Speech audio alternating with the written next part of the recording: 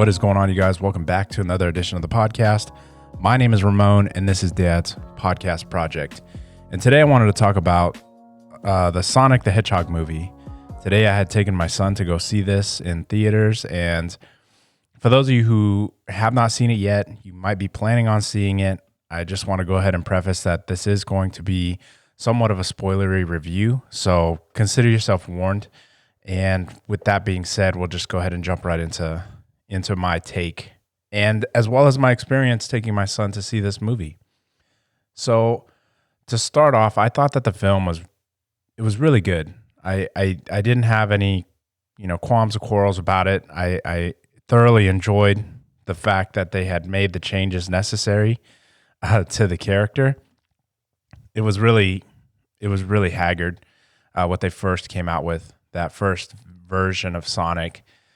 He really did, in the memes all over social media, he really did end up looking like a bluish version of the little boy in the Jumanji film, the original Jumanji, of course. That boy was turned into a monkey, and it was pretty much like that is what Sonic looked like. And so the fact that they were able to take social media's criticisms of the character and go back and decide to just completely revamp the character, it was definitely good on the studios for doing that. I respected the change. I probably would not have seen the film otherwise. However, my son did express interest in seeing it. So, I mean, I may have just seen it anyways. But with that being said, there were a few things that stood out to me, and to being a fan of the games. My brother and I, we played the Sonic the Hedgehog games when we were kids, when they first came out for the Sega Genesis. The Sonic 1, Sonic 2, Sonic 3, Sonic and Knuckles, the little expansion pack port that, you plugged into the game console and you flip the lid back and you put another Sonic game on top of that. I mean, we played these games, and I want to say Sonic 2 was pretty much our bread and butter for years. We never owned the first Sonic, and I think we only ever borrowed Sonic and Knuckles from a friend and Sonic 3. But growing up with that as a game, I definitely felt like a connection to the character, and like I kind of knew what I was getting into going into things. I was curious as to how they were going to make the transition from video game to film. I know that back in the 90s, they had made those attempts with films like Street Fighter, Mortal Kombat, Mario Brothers. There's so many okay attempts made at it, and then there are some of those that stand out as just completely failed attempts at trying to make the transition from video game and creating a story with such little background or lore within the universe itself and making it into a movie. Or like we've seen with the Ninja Turtles rebooted franchise, just trying to make like a Transformer-ish, like totally a 100% digitized version of these Ninja Turtles, when a lot of us grew up with the just actors in costumes. So some things don't translate very well. And I think that they did a really good job with the information that they had. Now, I don't know if there is a complete like overhaul on the lore and a full like rich backstory with the Sonic universe. All I know is that Sonic the Hedgehog characters like Tails, Dr. Robotnik, aka Eggman, there's Dark Sonic, there's Knuckles. These are the characters I know. These are like the foundational characters. I know that there are others that exist in other Sonic the Hedgehog games that I've not yet like experienced or played myself. However, it's just one of those things that I was really curious how they were going to expand upon it, and I thought that they did a really good job with it. So again, spoiler review, there are going to be some spoilers in this podcast or in this episode, and just consider yourself warned. If you haven't seen the film yet and it is something that you do want to go see, then I suggest that you just go ahead and stop listening now. But with that being said, I like how they introduce the character of Sonic and how he is a species from just another part of the universe or another part of the galaxy. It's not like it's just this made up. Well, I mean, it is made up, but it's not like it's just this. There's some films where like the video game gets struck by lightning and then this character comes to life. I mean, they didn't do anything like that. They implemented this character as another species in the galaxy or in the universe and expanded upon that by pretty much laying a foundation that there are other planets or there are other habitable places in this whole entire universe that they've created. And so when he's like, a little baby hedgehog or kid hedgehog, his home island or home planet or whatever it is that he is on, it's very similar to the first two levels of the original Sonic the Hedgehog game in look and feel. It has the loop-de-loops, it has the jumps, and all of the things that you're familiar with seeing if you've played the game. So they definitely do some fan service with that. And then they introduce like some owl character, or a character that's pretty much just an owl. And this here is another intelligent species, and we're to think that Sonic is not even from this island, that he doesn't know where he comes from, and this owl is just some creature that took him in and is trying to safeguard him. And the reason for that being that we find out later is because Sonic has an ability not only of just super speed, but that he is like, he's just, the way to describe it, I think that he's like a source of unlimited energy. And with this ability or with this power, this owl sees that if others know of it or know of his existence, that they will try to take him and or exploit him for that ability or that power. They want to take that for themselves. And we see that right off the bat in the beginning of the film. And I like how they, to touch on the coins, they weren't just something that you just collected and when you got hit, they fall. I mean, they kind of expanded on that too. And I want to say that, remembering back to maybe it was Sonic 3, you can actually jump into larger rings and it would then port you somewhere else. So I think that they kind of already touched on, these rings as being a device for traveling.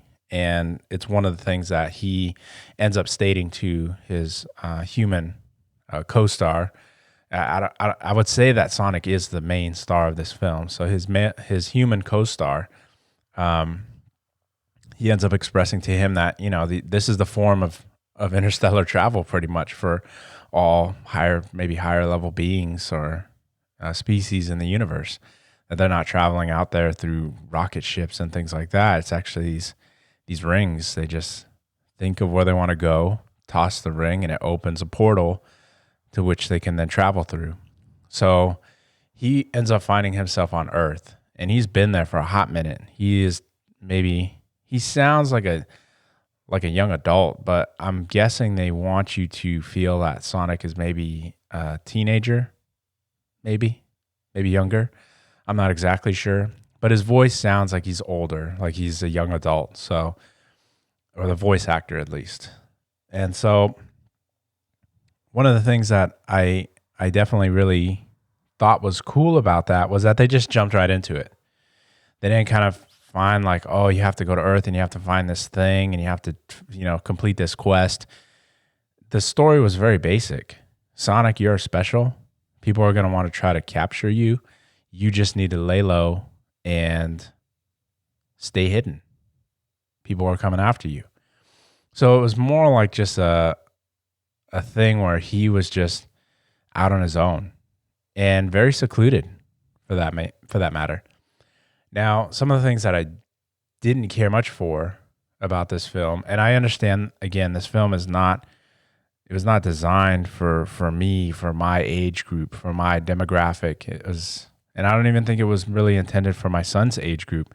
I think it was maybe, middle school aged kids, like, gosh, maybe 7 to 15, maybe younger than 15, maybe 7 to 13 is the age that they were trying to hit, because my son definitely didn't feel like sitting through this entire film. There were times where he just wanted to get up and go. He just looked at me and he was like, all right, Dad, I'm ready. I'm ready to leave. And I'm thinking to myself, we dropped a little over $20 on these tickets here. Let's see this through to the end. I can guarantee you that the time between this dialogue, there will be some action coming shortly if you're just patient. So trying to get him to sit through this film was definitely not a small order. And I say this because mostly in part, he did express interest in seeing this film prior to going.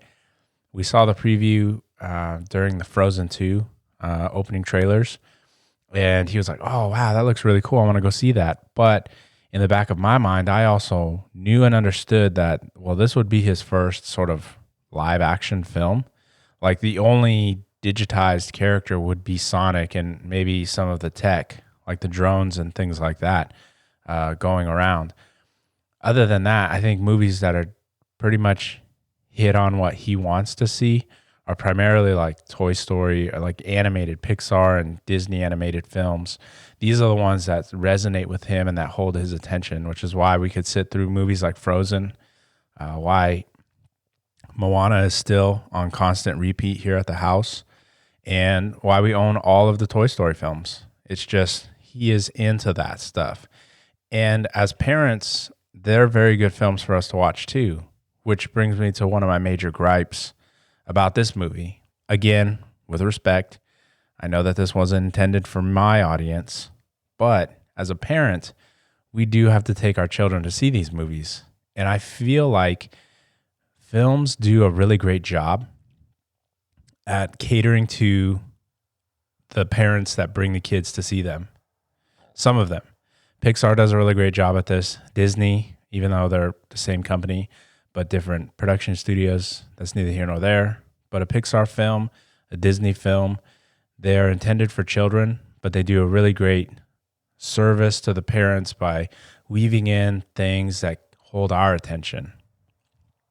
Now, I'm not saying that this film had to, but I'm saying it was one of the major things that made it hard for me to sit through as a parent. It's like, clearly my son doesn't want to see this, and I'm not even being held. My attention isn't even being held while watching this film. So that became harder in itself to sit through. There were a few things. Okay, The Rings, interstellar travel, that is great. That's really cool. I'm on board with that. Let's expand upon that universe even more. Running fast, that's cool too. I'm a fan of The Flash. I'm a fan of Quicksilver and the X-Men New Class and what they did with his character and his ability to pretty much move so quickly that it seems as if time stops. And it's like, okay, well, here's a kid version of this. Maybe they can then hold my attention with some of these facets. And unfortunately, they didn't. I felt that the high-speed movements where time stopped, they were kind of lackluster. One scene in particular was a bar scene where pretty much a bar fight ensues. And I was just not entertained by that. I mean, Sonic, when he pretty much stops time, or doesn't really stop time, but moves so quickly that time seems to stop, and he's going through, I didn't feel like the song choices were on point. I didn't feel like what he did was even that great, or even maybe it was just the camera angles. I don't know. I mean, looking at what they did with the Flash during the Justice League film and his really fast slow-mo montages, and what they did with Quicksilver and the X-Men First Class, I felt like not only was the music on point with the action that was being consumed or being portrayed, but what they were doing was also really cool to watch. And I didn't feel like what I was watching Sonic do was that cool. And nor did I hear any kids in the audience at this theater really going, oh, wow, or laughing. Or again, it might have been the demographic. I mean, the neighborhood in which this theater is located, a lot of these kids might be hardened, to maybe childish films. They seem like at a young age they skipped the sort of G and PG movies and jump right to PG-13. But again, I wasn't hearing much laughs. I wasn't hearing much of that audience response. Still, not taking away from the film as a whole, but in part, it was one of the things that I had trouble sitting through. My son had, expressed disinterest in a lot of the dialogue portions. Even the dialogue portions, they didn't really go to move the story too much for me as well. I felt like, well, this is kind of just talking for the sake of talking. But there were a couple things that, in addition to that, I also didn't really care for.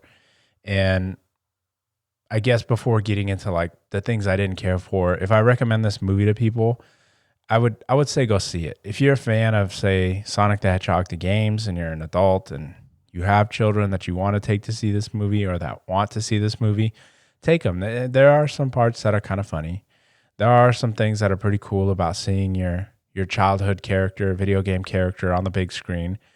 But then there are some things that kind of stand out and make it to where I also feel like I guess it's more of a meh. If you enjoy seeing movies on the big screen, then go see it on the big screen. But there are a lot of things about this film that I feel you could wait for it to be a rental. You can even wait for it to be available on Netflix or Hulu or whatever streaming service that you're already subscribed to. You don't have to see this on the big screen unless you're a fan of going to the movies, which I am. I'm a fan of going to the movies. I'm a fan of taking my son and introducing him to just a movie-going experience. But I felt that Jim Carrey's character as Dr. Robotnik, I wasn't a fan of it. To be completely honest, I didn't care for him as Dr. Robotnik.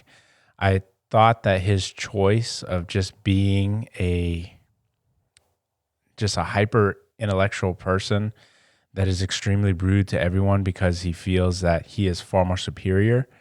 Though we don't really get the gist of Dr. Robotnik outside of maybe the cartoons, the Sonic cartoons, I didn't really feel like maybe that was a type of Dr. Robotnik. I thought maybe Mad Scientist would have been something more interesting to explore. Just a guy who is crazed about capturing this creature and is looked at as maybe weird by everybody else, but not a person who is like just an audible bully to everyone around him. I felt like that was just really out of place in this film, and it was kind of weird. I didn't feel like it fit, but that's just my opinion on that. The tech was really cool that he implemented. He had a lot of drones. He had a lot of just dozers and all these cool looking gadgets. And I mean, it's not until the end that we really get to see like that classic Robotnik look. But even then, it's not like typical Eggman. It's not huge belly, skinny legs kind of guy. And I'm curious if they could even pull that off, if anybody has that shape about them. Because clearly Jim Carrey doesn't. He is a very slender individual, and adding a belly onto him, maybe they just didn't want to go that route. There was also another character, like one of the soldiers. I mean, I've seen him on like other television shows and just other maybe other films too. I can't remember. I think he was on Desperate Housewives. Like that's really throwing it back there. Like the one show like I can name that he was in, and I felt like, oh man, that kind of sucked that he was only in it for such a short little stint. And even oh gosh, what was his name in the show, Battlestar Galactica? I think it was Saul. No, not Saul. Sal. I don't know. The person opposite, like second in command to Adama. If anybody out there listening is a fan of Battlestar Galactica, you'll know exactly who I'm talking about. He even had a very short spot with like a couple lines in the Pentagon sort of conference room. And there were just people like that stood out to me. They were individuals who I recognized. And other than that, it was just, the regular film. It's as if they were just kind of one-off characters. But my son, he seemed to really enjoy the end of the movie. There was a lot of action going on. That was like anytime Sonic was on and he was running and he was talking and doing his thing, my son was definitely getting a kick out of that. I think that I wish that the character was a little bit more, I guess not to sound like too hipster, but I wish that he had more dimensions to him. I felt like he was more like your SpongeBob or your just low attention span, hyperactive kind of character. Like very funny to watch and very funny to look at, but maybe not super relatable in a sense. Like not he didn't genuinely come off as like the hero. He came off as like just this creature with abilities, and that was pretty much it. I felt like Sonic in these games had a purpose and had a drive about him and was more of a hero. And I guess I hoped that this character would have also reflected that, only because when he in one scene of the movie, he's actually reading, like, I want to say maybe every Flash comic book. So I felt like he might have, educated himself on what it is to be a hero and what it is to, I don't know, to master your abilities and all of this. That really missed the mark for me. And though I know it's not something that my son would have been looking out for, I think that in judging a movie for its content, I felt like the character could have had more developmental wise or developmentally. They could have developed the character a little bit better. I know that they did a really great job. Again, just talking back on the CG that they did, going back and redoing that, just 100% the right decision. they really, oh man, that character was haggard. Just that first trailer, everybody was like, "What is this?" Hashtag not my Sonic. And so I was definitely enjoying the fact that they redid that. Other than that, I mean, it was really great to be able to take my son to see another film. The last time my wife and I had gone together with our son, and we had taken him to see Frozen 2, which is probably an episode that's now going to come out after this one. I'm not sure. I think I need to move things around in my podcasting schedule because I do record in advance, and I know that it can become a bit of an issue if I do this and I don't release them in the order with which they come out in. However, if you're watching on YouTube, they come out as I record them. I'm live streaming this, and so right after I'm done recording, the podcast will be available and up on YouTube. So if you want to catch the most current and the most recent, I would recommend you subscribe to the YouTube channel. I'm still trying to figure out scheduling for the iTunes or for the actual official podcast. I think that the content now, I'm coming out with so many episodes, or I'm recording so many episodes, I should say, that it feels as if I need to do 2 releases a week. But I'm nervous about doing that because then I feel like I need to commit to the amount or the quantity that I'm coming out with now. So I'm not ready to do that. I still am a part-time student, full-time employee, full-time dad. There's a lot on the plate, and I don't want to commit to anything like that just yet. So all in all, it was a really great experience. The next film that we're going to be taking our son to is Onward, I think, and that's is it DreamWorks? And so Chris Pratt and the kid who plays Spider-Man, I think they're both the main characters in that movie. It looks pretty cool. I'm interested to see what the story is going to be like.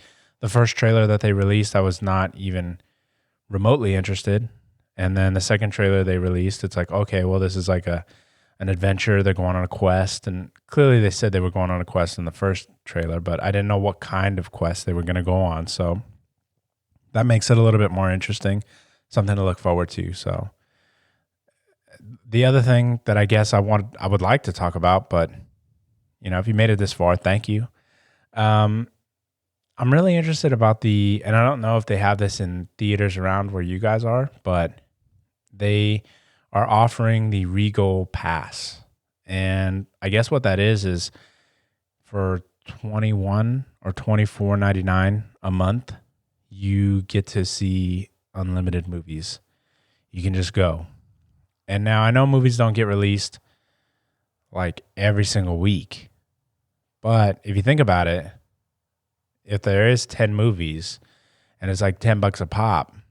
Well, you can see all 10 movies that would have originally cost you $100 to go see, and you can see them for just $24 a month or $25.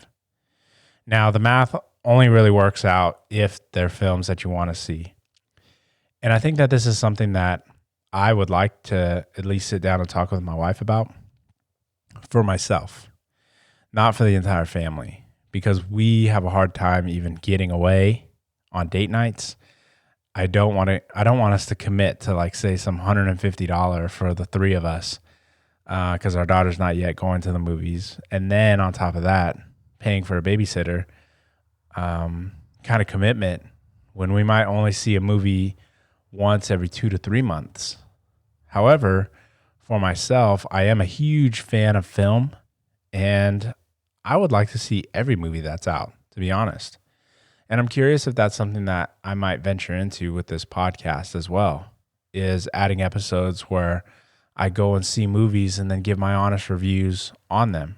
Of course, they would be like spoilery reviews, but I also don't want to give a review that's like verbatim what happens moment by moment in the film, more touching on whether or not I feel it's worth a rental, a Netflix, or seeing it in the theaters. Now, it's still up in the air. I'm not asking for a vote on this. It's something that, as a moviegoer myself, I'm sure I'll just make whatever decision is best for me. But is it something that you guys are interested in doing for yourselves? Paying another subscription service to catch movies in the theater? Because that is a pretty steep price to pay to see a movie in a theater, but you are guaranteed to see the movie. Whereas on Netflix, on Hulu, on whatever service you're getting, there are so many now, it seems as if the movies are guaranteed to be in theaters, and then it's a toss-up as to which streaming service is going to get that movie to then stream. Or you can always just pay, I think it's $3.99 to Apple, or I'm sure Amazon is close to the same price, to just rent the film and watch it at home. But is $24 or $25 worth it to you if you watch if you're watching 2 or 3 movies for sure, per month? I would think that definitely is paying for itself. Now, for me, that would open up the forum to watch every movie, even the ones that are that come off as box office bombs that might never make it to, say, Netflix or any of these other streaming services and just sort of fall off the map. And I'm a fan of the whole experience, going into the theater and checking out this, that, and the other. But we also have limited theaters here where I currently live. So I don't really know if it would work out best, because then I might be limited to only one theater that I can go to at any given time. And then if the movie's popular, it all comes down to whether or not having that pass allows you to see it on opening night. I remember when they were releasing movie passes where you can purchase or you get a free movie ticket. One of the deals was on opening night, they weren't allowing passes. You had to wait a week or 2 weeks in some instances. So I'll have to read, I guess, the fine print and see what the best course of action is. But it's something that's on the table. It's something that I'm thinking about and something that I'm looking into. But if you guys made it this far in the podcast, I want to thank you for taking your time to listen. If you're watching on YouTube, I want to definitely thank you for taking the time to watch on YouTube. And thank you to the new subscribers that have joined Dad's Podcast Project. I hope you enjoyed the content that is coming out. But that's all I pretty much have for you guys tonight, or